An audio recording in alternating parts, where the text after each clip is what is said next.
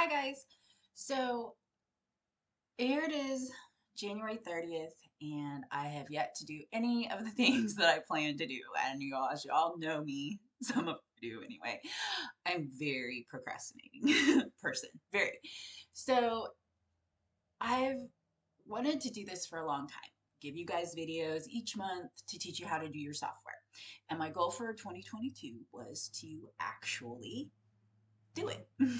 So now having gotten past COVID, and I've decided that today is the day.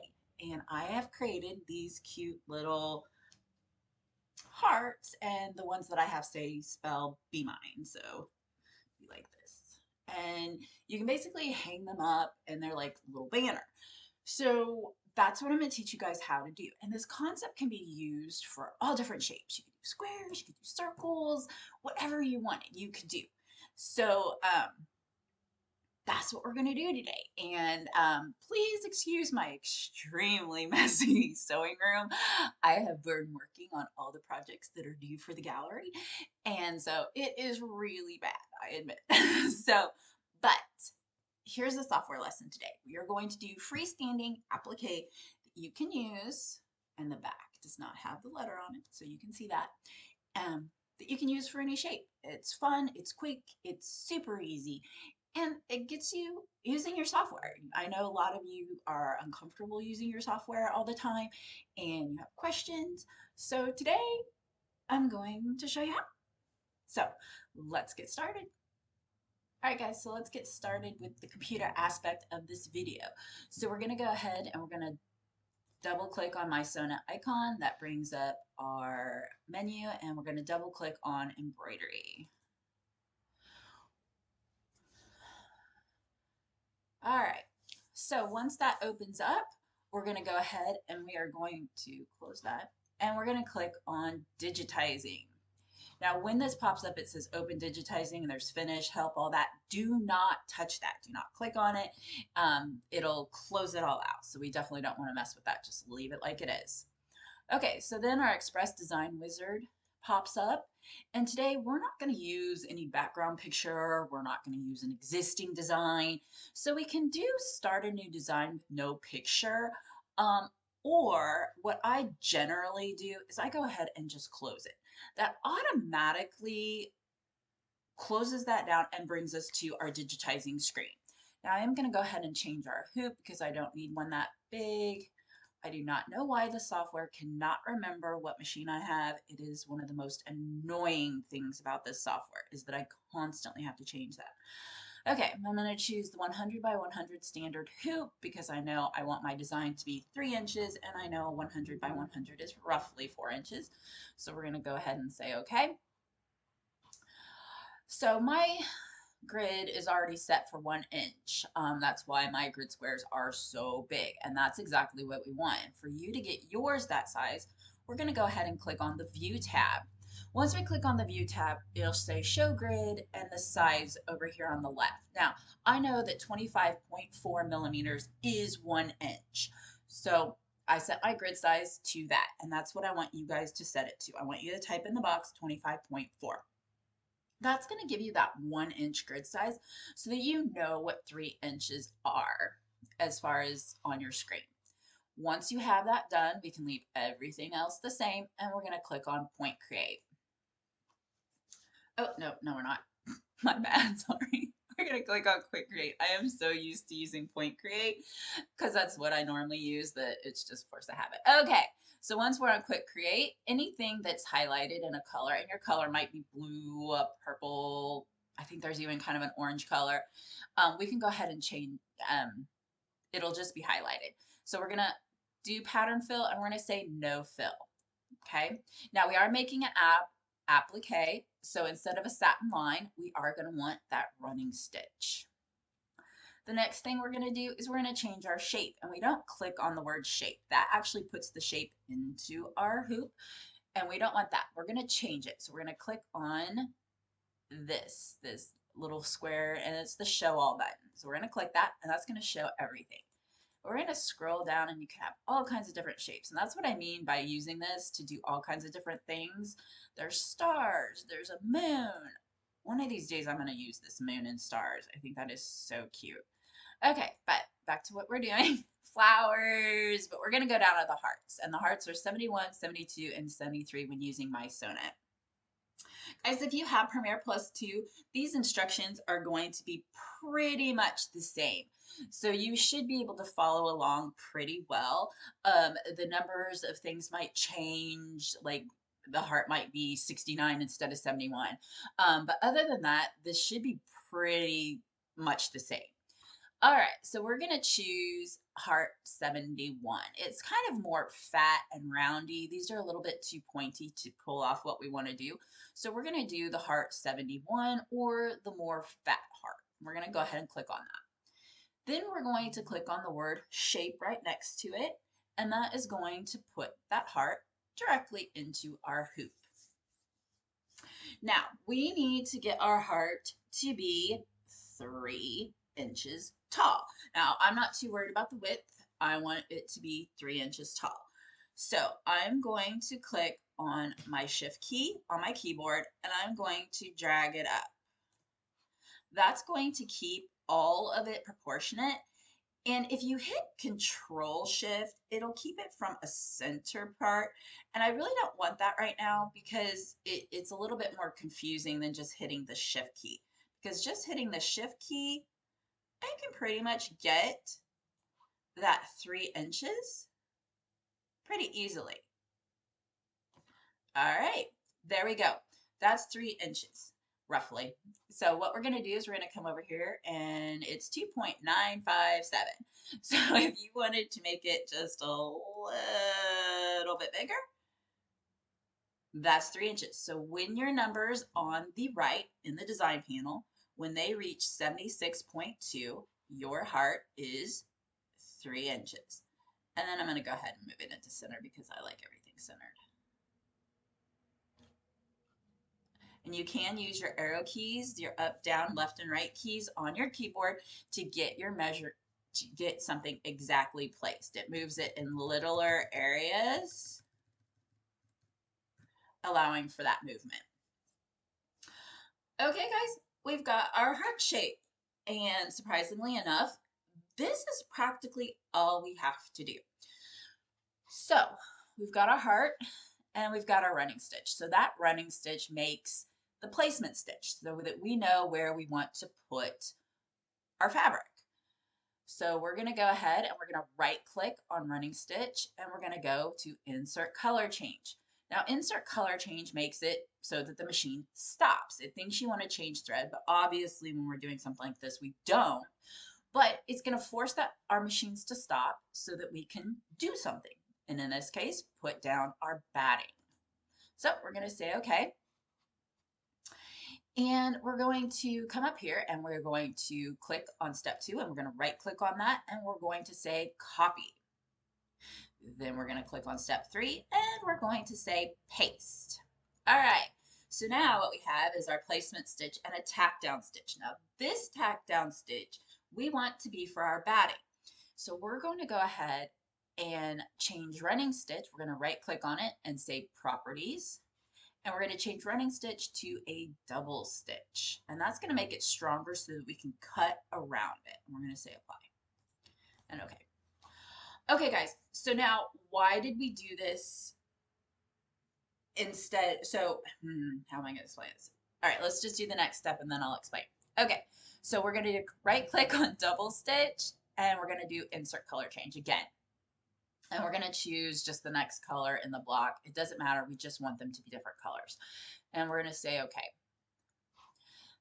Now, this stitch is going to hold down our top fabric. Okay, so we're going to right click on it and say paste. And we're going to leave that as a running stitch. All right, now, why have we done what we've done? So the first one is our placement stitch. It's going to stitch directly onto the stabilizer so we know where to put our fabric. So then it's going to stop. It's going to ask for a color change. We're going to lay down our batting. Now I wanted my design to have puffy. I wanted it to be more looking like those hand stitched ones that you see that people do and they're cut around with the pinking shears. Anyway, that's the look I was going for. So the double stitch is going to hold down our batting so we have fluff to our design. We don't want that fluff in our cutout seams. So when you saw those, there was pinking shears around that, and it was just the fabric. We don't want that batting in that area. I don't think it would look as good. You could see it, it wouldn't look as good. It would be harder to cut. So we want to be able to trim the batting close to that stitch before putting on our top fabric. That's why we have the double stitch. That's why we add that extra running stitch. So recap: placement stitch, batting tack down. Our next stitch is going to be our fabric tack down. So this is the fabric that we're going to actually stitch on. So this is where this comes into play. And this is only the top fabric. So remember when I showed it to you, you couldn't see the writing through the back because I had placed a second piece of fabric after the lettering has been stitched. So we now have just the top fabric, and then this is when we would stitch the letters. But we're not going to put the letters in the digitizing mode. I find that putting letters in digitizing mode is more awkward than using the main module, the embroidery module. So that's what we're going to do. So one more color change. So we're going to right click on step 6, which is running stitch, and we're going to do insert color change. This time I'm going to choose a pretty pink. And I like this one. I'm going to use this one. And we're going to say okay. And once that pops up, we're going to right click on that and we're going to say paste. Okay. Now, this is going to be your final stitch. This is going to stitch the back on, it's going to stitch it all together, and we're going to see this color. And I wanted it to be dominant. So I'm going to right click on running stitch and I'm going to go to properties. And instead of running stitch, I'm going to change it to this motif line. The reason I'm doing this is because remember I said I wanted it to kind of look handmade. I wanted that specific look. I wanted it to look like kind of like the old-fashioned ones. So I'm going to choose group, universal, category. I'm going to go to this bean stitches. This is going to give us that hand look. And I chose number 4. It's going to be a little bit thicker, and the width I did change to I think 3.5. Now, one of the cool things about this is that I could click OK and it would automatically set the change. But if I say apply, it changes it so I can look at it on screen. And yes, I like this. The bottom looks good, the point looks good. Sometimes if it's too short or too long, you wouldn't get that nice little point down there. I like this. I think it looks good. So I'm going to say okay. So before I say okay, I'm going to go over this one more time with you guys. Group is universal. Categories is that bean stitch 1. Pattern is number 4. I left everything down here open, and I changed my width to 3.5. And in all actuality, this is actually your length, not your width, but whatever. Your stitch running, because we're doing this motif line, this doesn't truly matter. And then everything else, closed border line is checked. Everything else is the same, and I'm going to say okay. And that's going to make those changes stay. All right, guys, that's it. We now have our applique. We basically have our placement stitch, our batting tack down and cut line, our top fabric tack down line, and then our final stitching line that puts the back onto the front. Okay, but we don't have any letters, so we're going to go ahead and we're going to go to File, and we're going to choose Save As, because if we want to make changes, if this isn't exactly what we want, I'm going to change it to my desktop. If this isn't exactly what we want, we can change it later. And it's much easier to have it what's called an EDO file. When you save things in your digitizing module, it saves as an EDO.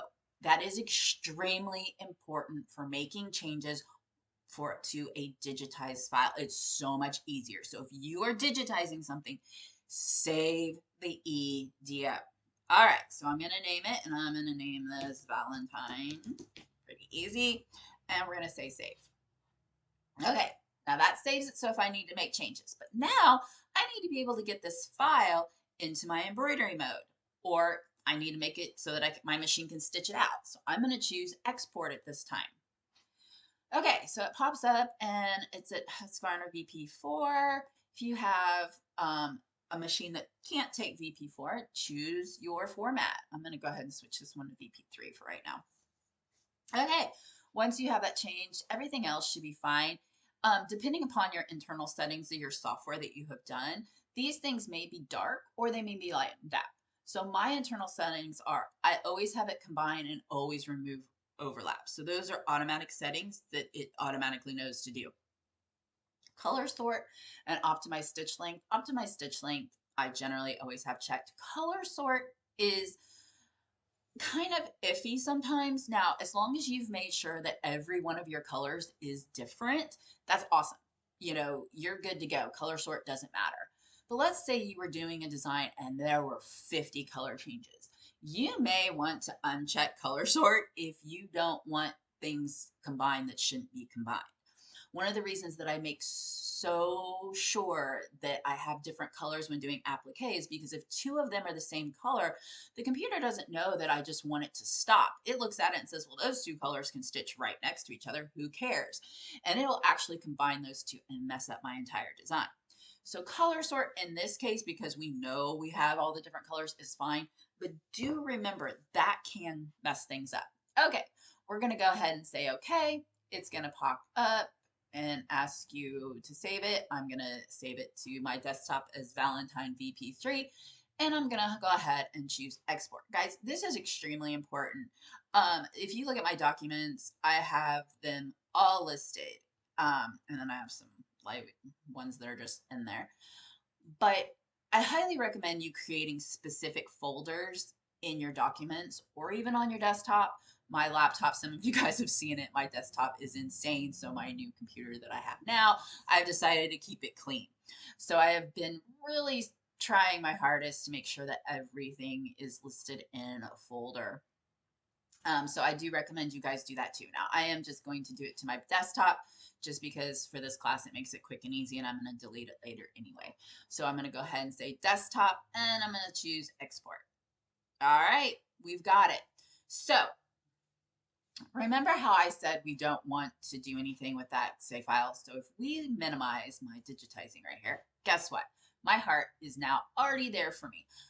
So I didn't need to bring it in. Premiere Plus 2, if you guys are following along, you guys will need to click on your embroidery module and you will need to file and open and go get that heart from wherever you saved it. For those in mysewnet, it's already there. So we can go ahead and click on finish and voila, we're done. Now, I've got my heart here and we are now ready to pretty much put our words in. So I'm going to go ahead and change my hoop. Ugh. And I'm going to change it to the 360 by 260. No, actually 360 by 200. Okay. And I'm going to say, okay. If you guys don't have this hoop or your machine isn't capable of using this hoop, you guys can use whatever the largest hoop yours can do. But basically what I'm going to do is I'm going to add hearts. Okay, so I've got my one heart and then I'm going to hit copy. I'm going to make sure it's down here on my clipboard to my bottom right. And then I'm going to hit paste. And that's going to come in here and put my next heart. And I'm going to move him over.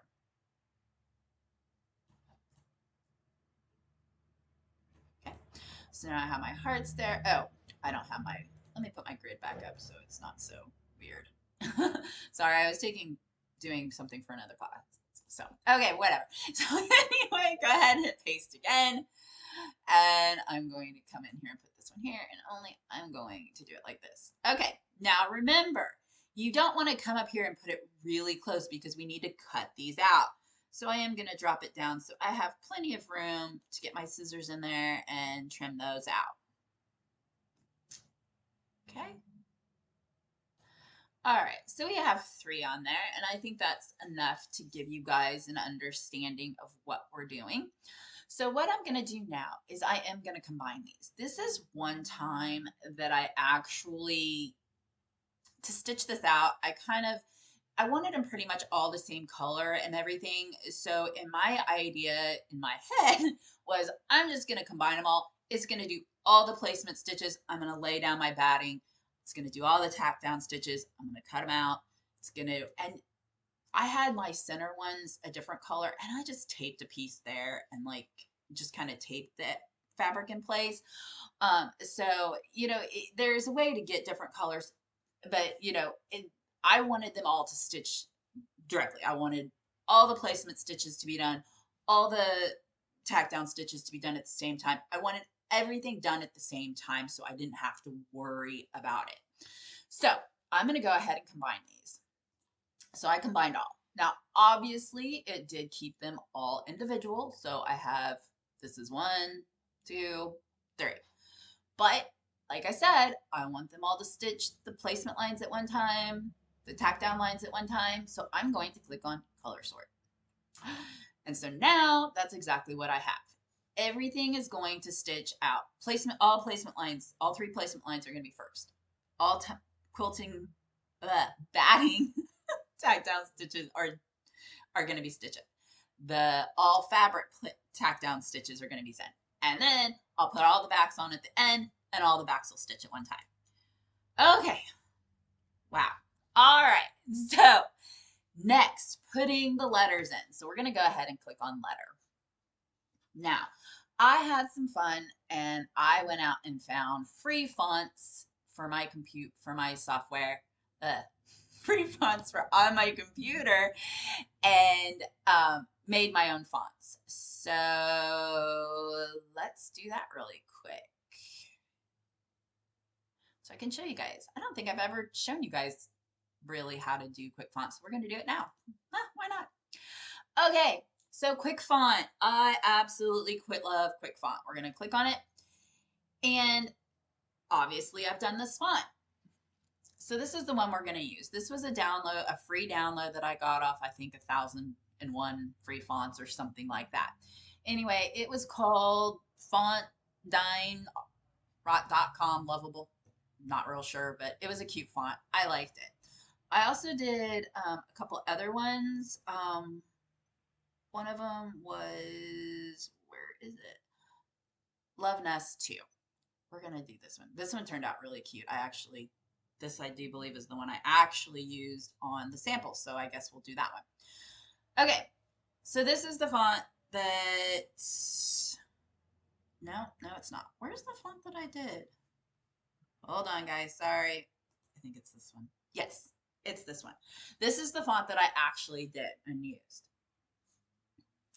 So, it's called Love Nest 2, and again, if you want this font, it is on 1,001 free fonts, and you can just Google free fonts and it'll pull up. You pull it up and you can type in the search bar Love Nest 2. So right here, LOVENESSTWO, and it should pull up that that file. And you can download it and install it, and then it'll pop up in your quick fonts. So we leave everything as it is because I want it for use in my embroidery system, and we're going to hit next. So the next thing we're going to do, I had put little hearts in these ones. I didn't like it in the end. So we're going to choose pattern fill because we want the letters to be fairly large. And then we're going to click on stitch options. Now, like I said, I had originally done it with little tiny hearts. I didn't like that. So I did go ahead and change it. And one of the pattern fills that I use a lot that I think stitches out nice, it defaults to standard, I think 3. I like 4. So I use 4 a lot. My density is going to be 2. I don't really need a big underlay because I'm just sewing it on cotton. I do change my angle a little. I do that because if I'm stitching on something with, oh my gosh, I swear I have COVID brain.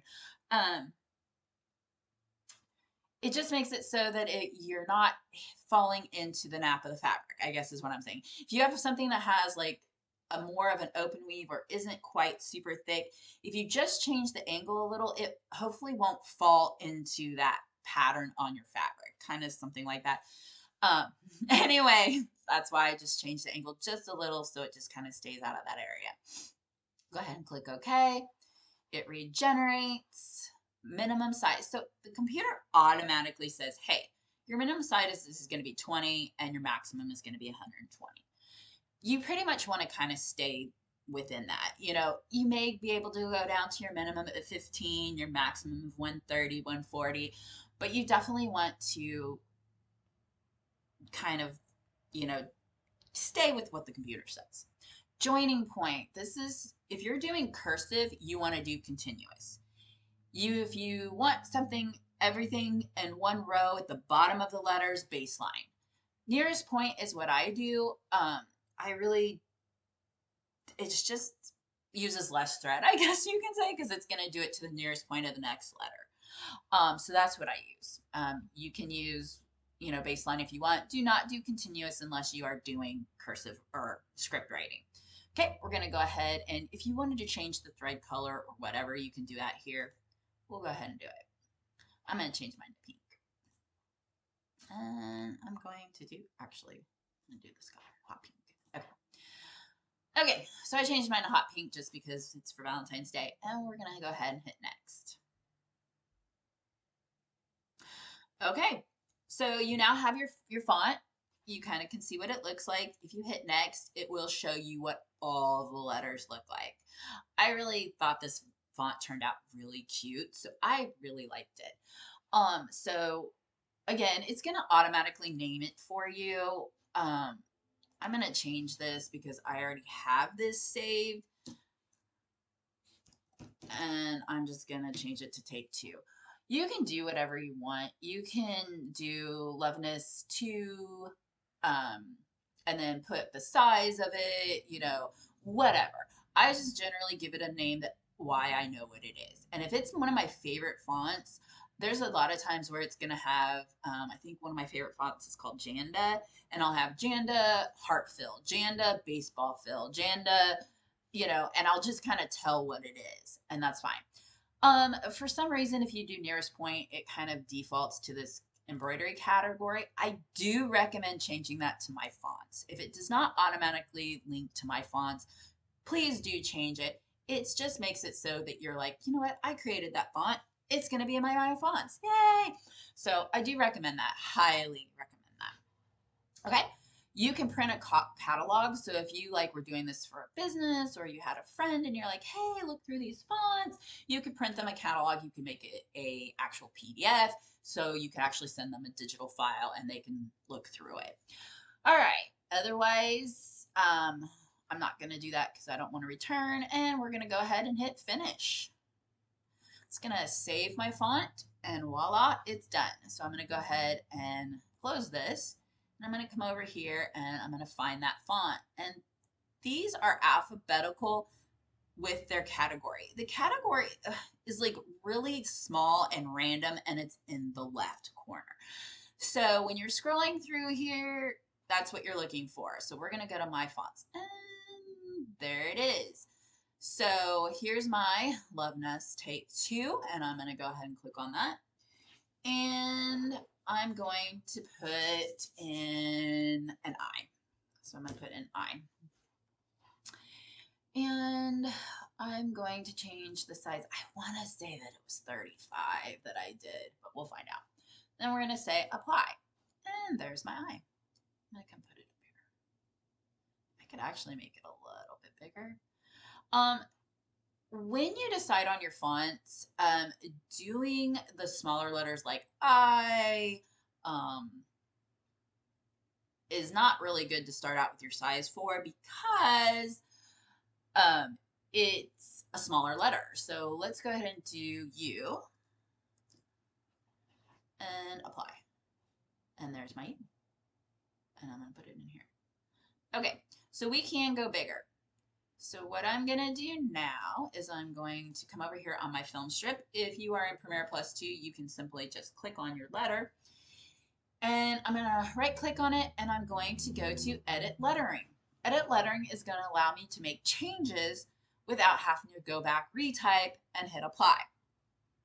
So I'm actually going to increase my size to 38 and say okay. All right. And then I'm going to right click on my U, same thing, edit lettering, and change this to 38 and say okay. All right, perfect. I like that. Okay, so now I'm going to kind of center these up how I like them. Okay.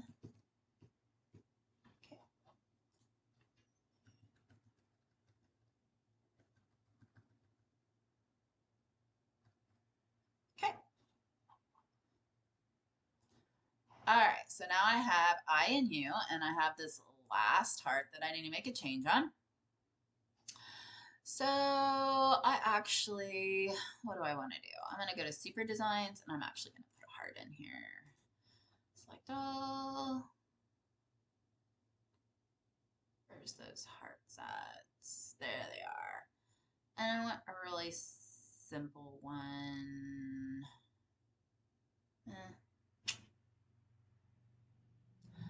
This one it is. All right, and we're going to stick with 35 and see how it plays out. And apply. That works. Okay, going to take it, put it in here, and flip it. Okay. All right, so now I have I Heart You, and I'm going to change this. So what color is this? This color is 2260. So I'm going to change this. Oops, I'm going to change this. Oh, wow. Okay, and I'm going to type in fine thread 2260. Now the reason I'm doing this is because I want all my lettering to stitch out at the same time, including that heart. Okay, it just makes this project a lot easier if everything, excuse me, everything is the same size. Okay, so we've got our what we want to say, I heart you. And now what we want to do is, again, we want it to stitch out all at the same time. So if we combine this, look what happens. Everything stitches and then our lettering. But there's a flaw to this. We want the back to go on after we stitch out our lettering. Okay? That is very important. If we were to stitch it out right now, it would sew the back on and then the lettering. We don't want that. That is not how we want our project to look. So we are going to color sort one more time to make all the lettering the same color. So color sort. So now I am down to 5 colors. If we remember, this is our placement stitch. This is our batting tack down. This is our top fabric tack down. This is our back fabric tack down and completion. And this is our font. We want the font to be between the front, the top tack down and the back completion and tack down. So what we're going to do now is we're going to hit the modify tab. Modify is going to allow us to move the lettering into position it needs. So we're going to click on the last color, which is our lettering, and we are going to move it up 1. That's going to put it between the top fabric tack down and the back fabric tack down and completion. Okay, so we're going to go back to the home tab, and we've done it. We have created our cute little hearts, our appliques with our lettering in it. So once we're done here and everything is good to go, we're going to go to File and we're going to go to Export. We're going to do that, leave that as VP3 if that's what we need. Go back to desktop. And mine says Valentine 3. I'm going to go ahead and click on that because I know that this is really what I want. I don't want the original one. I want it with all the lettering on it. So I'm going to go ahead and click on that. And now if you want to keep your single one single where there is nothing in it, then just rename it to Valentine, or you could do I love you, be mine, whatever you wrote on it. You could just change it into that name, but I'm just going to leave it as Valentine 3. And I'm going to say export. It says, does it already exist? I say, do you want to replace it? I said, yes. All right. That's it. Now, I will tell you a couple of things during stitch out. I did not put placement stitches for adding the little yarn or thread loops. What I did was I just cut them all the same size, taped them in place, and stitched around them. They go on when you stitch your back. So you're going to put those on the back of your hoop. If you guys want to see how they're stitched out, I can always make a video, put a comment letting me know, hey, send it to me. I'm also going to have this as you can just get the design. Um, if you don't want to go through all the trouble of digitizing it yourself, I will give it as a give out on my Facebook page, Stitching with Stephanie. So that's it, guys. I hope you enjoyed this. If you have questions, hit me up, let me know. But that's it. See you guys later.